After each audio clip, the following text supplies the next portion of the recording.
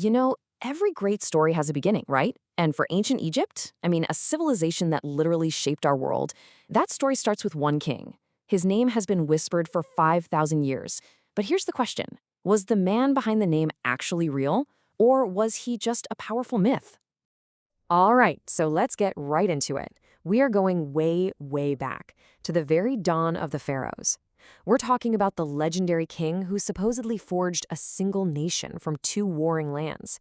The history books, they call him Menes. But as you'll see, the real truth, well, it's a whole lot more complicated. And honestly, way more interesting. So, for thousands of years, the story of how Egypt came to be was told like this grand, heroic epic. And the star of the show? King Menes, the guy who supposedly founded the very first dynasty. Okay, so the legend goes something like this. Picture the lands of the Nile, split in two.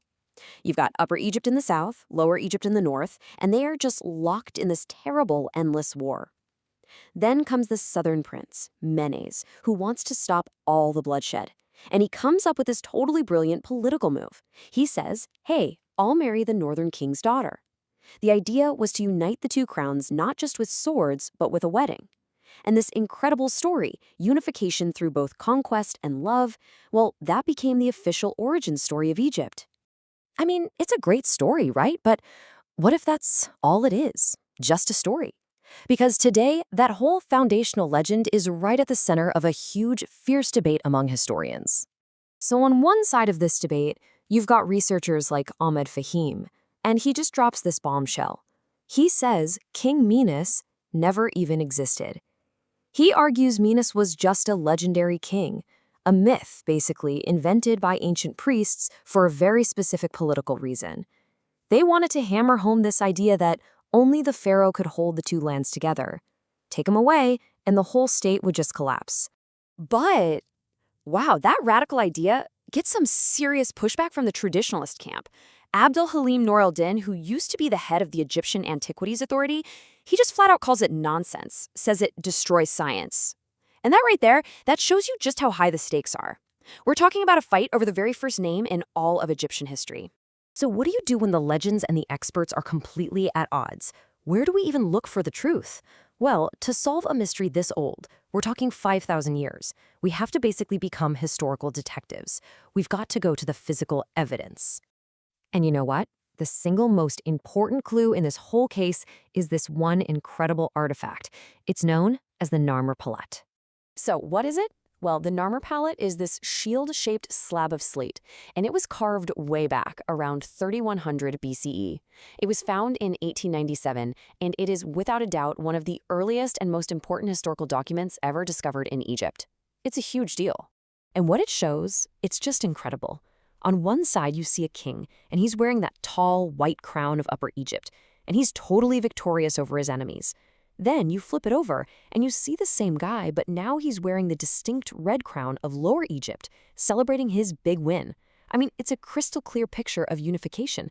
But, and this is the kicker, the name carved right next to the king, in some of the earliest hieroglyphs ever written, it's not Menes, the name is Narmer. So this one single artifact, it forces us to look at history in two totally different ways. On the one hand, is this thing a literal stone-carved newspaper article, a direct record of King Narmer's military conquest? Or, on the other hand, is it more like political propaganda, a piece of art designed to sell the idea of a unified kingdom under one all-powerful ruler? Well, after decades and decades of study, the consensus today is pretty clear. Narmer was the real deal. He was the actual, historical king, the man who really did unify the two lands. So what about Menes? Well, that name was probably a title, or maybe a nickname given to him by later generations. Menes was the legend that grew out of the incredible deeds of the man Narmer. So, okay, Narmer was the man. But his story doesn't just stop there. Not at all. Because he didn't just win a war. He and the kings who came after him, they literally forged the blueprint for a civilization that would last for 3,000 years.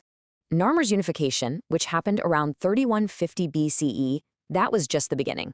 The pharaohs who followed him in the first dynasty, they really cemented his work.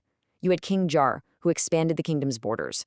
Then there's Queen Mernith, who might have actually ruled in her own right, which would make her one of the earliest female rulers in all of history. Pretty amazing. And then her son, King Den, he's the first pharaoh we ever see wearing that iconic double crown. You know, the one that combines the white crown and the red crown. It's this powerful symbol saying, yep, the union is done. It's complete and it's secure. And listen, this dynasty wasn't just about flexing military muscle. It was all about innovation. They set up a brand new capital, Memphis, and they put it in this perfect spot to govern both the north and the south. They developed writing on papyrus, created a solar calendar, and made these huge leaps in math, astronomy, and measurement. They built the whole administrative machine. We're talking a central tax system and everything that would pretty much define ancient Egypt for the next few thousand years. So when you bring it all back around, you've got these two figures standing at the very beginning of Egypt's story. You have Narmer, the man, the historical fact, and then you have Minez, the hero, the legend. So what does the relationship between these two tell us about how history itself gets made? You know, when you really think about it, what the man Narmer actually did, his achievements were so huge, so monumental, that they needed a legend big enough to match. And that legend was Menes. The two just got woven together over time, creating this incredibly powerful founding story. It was an origin myth that gave this brand new civilization a shared identity, something that would resonate for thousands of years. And maybe that's the real takeaway here. It really makes you wonder, doesn't it? How much of what we call history, and I'm talking about for any nation, ancient or modern, how much of it is less about the cold, hard facts and more about the powerful, carefully crafted stories we tell ourselves about who we are and where we come from?